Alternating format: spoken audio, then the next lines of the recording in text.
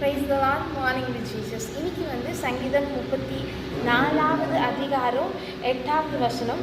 கர்த்தர் நல்லவர் என்பதை ருசித்து பாருங்கள், அவர் மேல் நம்பிக்கையாய் இருக்கிற மனிதன் பாக்கியவான். ஆமென். கர்த்தர் நல்லவர் என்பதை ருசித்து பாருங்கள். Taste and see that the Lord is good. ஆமென். நம்ம கேட்கலாம், எப்படி நான் ருசித்து பார்க்குறது? எப்படின்னா, நம்ம 11 மாதங்களை அழகாக கடந்து இப்போ 12வது மாதத்தில் நம்ம வந்திருக்கிறோம். கர்த்தர் எவ்வளோ நல்லவராய் நம்மளோடு இருந்து நம்மளையும் நம்ம குடும்பத்தையும் பாதுகாத்தாரு, இனிமேலும் பாதுகாக்க போகிறாரு. எவ்வளோ நல்லவராக இருந்தார்ல. எவ்வளோ கஷ்டங்கள் வந்தாலும், எவ்வளோ துன்பங்கள் வந்தாலும், பிரச்சனை இல்லாத வாழ்க்கையில் எவ்வளோ பிரச்சனைகள் வந்தாலும் அதில் ஒரு சந்தோஷத்தை கொடுத்து ஒரு சமாதானத்தை கொடுத்த தேவன் இனிமேலும் நம்மளை நடத்துவார்.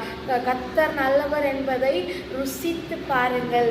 அவர் மேல் நம்பிக்கையாக இருக்கிற மனிதன் பாக்கியவான். வருகிற நாட்களில் எவ்வளவு கஷ்டங்கள் வந்தாலும், என்ன இது வந்தாலும் அவர் நம்மளை நடத்துவார். தண்ணீர் போல பிரச்சனைகள் வந்தாலும், அக்கினி போல இருந்தாலுமே அவைகள் ஒன்றும் நம்மளை மேற்கொள்ளாது.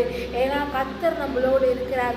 அவர் நல்லவர் என்பதை நம்ம ருசித்து பார்க்க வேண்டும். நம்ம அறிந்திருப்போம், பட் இருந்தாலுமே அதை நம்ம ஒரு பெருசாக நம்ம நினச்சிருக்க மாட்டோம். ஆனால் இன்னைக்கு நம்ம அதை குறித்து, ஏசப்பா எனக்காக நீங்கள் எவ்வளோ செஞ்சீங்க, நம்ம கடந்து வந்த பாதைகளை பார்த்தோம்னா எவ்வளவோ நன்மை செய்திருப்பார். போக்கிய வருத்திலும் நம்ம பாதுகாத்தாரு.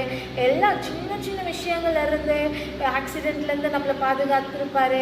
இல்லைன்னா ஏதோ ஒரு பெரிய சண்டையிலிருந்தோ பிரச்சனைகள்லேருந்து நம்மளை எல்லா பிரச்சனைகளுக்கும் விலக்கி நம்மளை பாதுகாத்தாரு. எவ்வளோ நல்லவராக இருக்கிறார்ல. அது ஒன்றொன்றாக நம்ம எண்ணி அதை ருசித்து பார்க்கணும். கர்த்தர் எவ்வளவு நல்லவராக இருக்கிறார்ல. அவர் மேலே நம்ம நம்பிக்கையாக இருக்கிற மனுஷன்கள் பாக்கியவான்கள்.